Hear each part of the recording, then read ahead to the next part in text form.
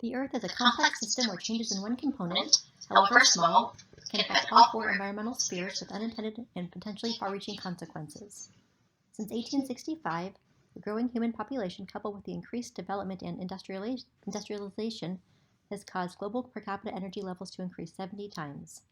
In 2018, 76% of energy produced was derived from fossil fuel combustion, which has caused a significant increase in atmospheric carbon dioxide and other greenhouse gas emissions since pre-industrial times, and is considered the primary contributor to Earth's warming climate. These driving forces add pressure to the natural environment by increasing air and water pollution, atmospheric greenhouse gas concentrations, ocean acidification, and sea level rise, which negatively impacts sensitive environmental ecosystems such as Australia's Great Barrier Reef. The world's oceans act as a carbon sink, absorbing 25% of atmospheric carbon dioxide, which alters ocean chemistry by causing the pH to decrease, resulting in ocean acidification. Ocean acidification hinders the production of calcium carbonate by marine species, which impacts coral reefs and shell-building organisms. The graph above identifies the relationship in the continuous rise in atmospheric and seawater concentrations of carbon dioxide and the corresponding decline in ocean acidity. Since the Industrial Revolution, ocean acidity has increased by 30% and is expected to increase an additional 40% above current levels by 2100, which slows coral growth and can even cause coral skeletons to dissolve if levels become too severe. Climate change is also causing sea surface temperatures to rise, increasing an average of 0.13 degrees Fahrenheit each decade since 1901, which negatively impacts coral reef populations as it leads to coral bleaching. The Great Barrier Reef has experienced 6 mass bleaching events since 1998. Coral bleaching occurs when the colorful marine algae that live within the coral tissue are expelled due to stress. While the algae may return to the coral if conditions improve, it may take decades to recover. Rising sea surface temperatures are expected to cause coral reefs to suffer annual severe bleaching events as soon as 2043, leaving no time for recovery in between events, which will likely result in a 70 to 90% loss of the world's coral reefs.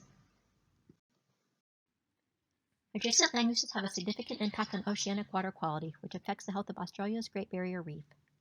Landowners are clearing forested land to make way for new agriculture and livestock grazing, and without the tree roots securing the topsoil, rain washes an estimated 17 million tons of soil, sediment, and pollutants into rivers each year, which are eventually carried out into the ocean and can smother the corals or shade them from sunlight, which hinders their ability to photosynthesize and produce food. Sediment loads increase 2 to 5 times in headwater catchments near agricultural and cattle grazing lands, which discharge into the Great Barrier Reef, and as agriculture expands, erosion and sediment loads will increase significantly. In addition, chemicals such as agricultural fertilizer, which is rich in nitrogen, are also present in stormwater runoff.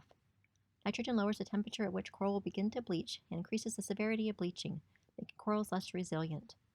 Removing nitrogen and sediment from rivers and oceans is imperative to prevent premature bleaching and protect corals from rising sea surface temperatures and preserve ocean ecosystems. Coral reefs also provide social and economic benefits to adjacent communities, including protecting shorelines from storm damage, commercial fishing to provide jobs and provide food to people worldwide, a habitat for marine life, tourism, and medical treatments. Great Barrier Reef protects the shoreline of cities that house 300,000 people within a 30-kilometer radius and provides over 500,000 people with food and employment. It serves as a habitat for 400 species of coral, 1,500 species of fish, and 4,000 types of mollusks, which draw tourists from all over the world. The Great Barrier Reef Marine Park experienced approximately 1.79 million visitor days in the fiscal year that ended on June 30, 2020, which had a multi-billion-dollar economic impact on the local economy. In addition, corals have been used to treat diseases through 2 antiviral drugs, and the anti-cancer agent was developed using compounds extracted from the Caribbean reef sponges. Local communities will be the first to see the negative socio-economic impacts of coral reefs and fish losses. It should be a priority for local communities to adopt sustainable and preventable measures to protect these precious resources. As we have noted, increases in anthropogenic CO2 levels are contributing to climate change. Climate change is increasing sea surface temperatures, lowering the ocean's pH, and melting ice caps, leading to sea level rise. These changes are altering the ocean's chemistry and are harmful to its ecosystems. In Meadows' system descriptions, she identifies a source, a stock, various sinks, and various feedback loops. When looking at the system that contributes to the degradation of the Great Barrier Reef, we can identify the main threat to the reef as climate change, thereby implicating carbon emissions. The source of carbon is the burning of fossil fuels, primarily for energy production. This contributes to carbon in the atmosphere, which in turn is absorbed by the ocean. The ocean and the air begin to warm as the concentration of greenhouse gases increase, causing increased surface temperatures in the oceans and increased air temperatures that melt ice caps. Carbon stored in the ice is released into the atmosphere, and the melted ice causes the sea level to rise, creating a negatively reinforcing feedback loop. The increased carbon in the ocean creates carbonic acid and lowers the pH of the water. This causes harm to coral reefs, and other ocean ecosystems. This threatens the life of the reef and the organisms who depend on it, and in conjunction with overfishing, threatens the livelihood and food security of populations who depend on the ocean for food and income. One sink that can help to reduce the carbon in the atmosphere and take pressure off the ocean is the Earth's forests. However, increased deforestation restricts the amount of carbon the Earth can naturally process.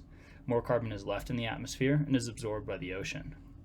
And the issue with deforestation is twofold, especially for the Great Barrier Reef. Deforestation on the shores of Australia has caused increased levels of soil erosion. The soil carries chemicals and pollutants out onto the reef, changing the chemistry of the water. The sediment itself clouds the reef and restricts its exposure to light. This system is very complex, but the source of the issue is simple. The burning of fossil fuels is threatening our planet's ecosystems and the livelihoods of people around the world. We need to make a change. The DPSIR framework is another method for explaining and showing the causal links within a system. These links begin with a driver or driving force, which is asserted through pressures in the form of something such as emissions. These pressures are placed on a state or states, either physical, chemical, or biological, which produces impacts on systems either including but not limited to ecosystems, human health and society, and economic institutions. These impacts therefore produce responses, often political in the form of new laws or regulations, target setting, or prioritizations. Within the case of the carbon cycle, the oceans, and coral reef ecosystems, modern-day living standards as a result of increased industrialization have led to increases in energy and natural resource consumption, which acts as the driver in this system. The burning of fossil fuels has led to an increase in atmospheric CO2 and other greenhouse gases, leading to increased air and water pollution. These pressures in the form of pollution and changes in atmospheric conditions have harmed the state of ocean ecosystems through ocean acidification and increased sea surface temperatures. Because of these pressures, ocean ecosystems are experiencing habitat loss, coral bleaching events, and mass die-offs of coral reefs. The loss of these precious ecosystems is not only impacting local coastal communities but has global implications through massive economic losses, lost tourism, and food sources. The governments of countries such as Australia, home to the Great Barrier Reef, have acknowledged the importance of preserving such ecosystems and placed priorities on protecting and restoring this precious resource. The use of buffers to sequester carbon, such as planting kelp beds and other seagrasses, have been implemented in response, as well as the implementation of better land management and agricultural practices to decrease coastal erosion and runoff into the oceans.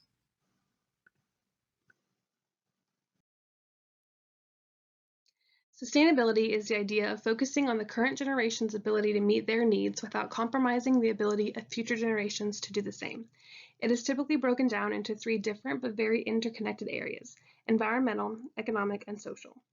As previously mentioned, there will be major environmental impacts with ocean acidification, increased sea surface temperatures, and sea level rise.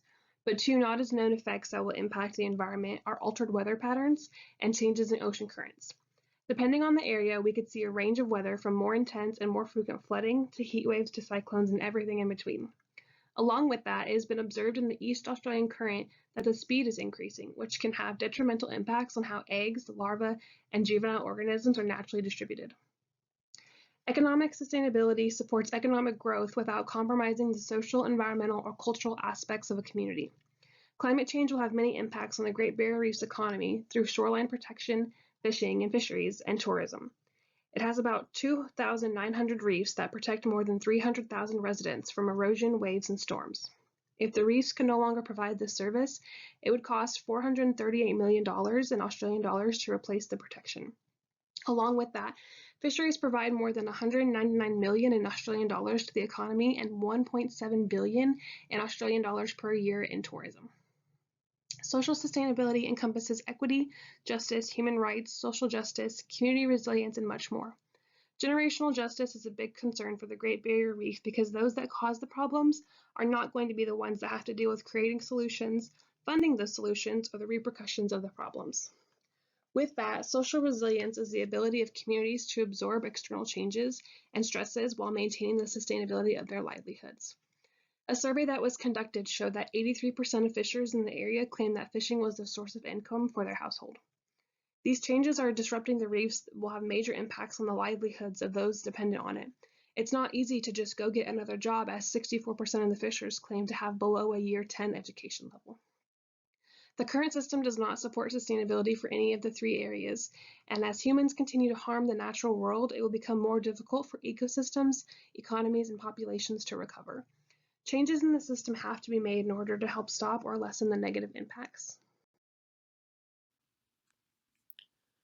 Individuals living in coastal areas in close proximity to coral reefs can implement a wastewater garden or ecological waste recycling system to clean and control their runoff. Using organic fertilizers and limiting consumption of water will reduce contaminated runoff from gardens. Volunteering in ocean cleanup or organizing cleanup events is an excellent way to learn about the importance of coral reefs while directly helping improve their habitats. The implementation of ocean literacy courses and better information flows helps individuals learn about coral reefs and the role these ecosystems play in the health of the ocean. More extensive awareness of the threat of coral reef loss can influence policymakers by increasing social resilience. Reducing individual carbon footprints as an effort to lower global CO2 concentrations can slow the negative effects of climate change on reef populations. Corporations have the resources to plant wide-scale vegetation and seagrass farms, making up for job loss from overfishing and lost tourism from damaged reefs. Seagrass grows quickly and provides a constant supply of jobs. Proper land management practices such as reduced fertilizer use, proper sediment runoff control and erosion control, including landscape buffers adjacent to waterways to reduce runoff, are important sustainable measures which must be implemented. Limiting sediment runoff will allow corals more time to respond to warming oceans and future bleaching events. Corporations that work with at-risk corals can implement field-based cooling systems. Any influence a corporation can have on policy should be used. An essential legal procedure is the establishment of marine protected areas. Marine protected areas have the added force of law behind them and protect marine enclosures such as coral reef systems with the federal government. Apart from losing the largest living structure on Earth, the loss of coral reefs will result in environmental damages.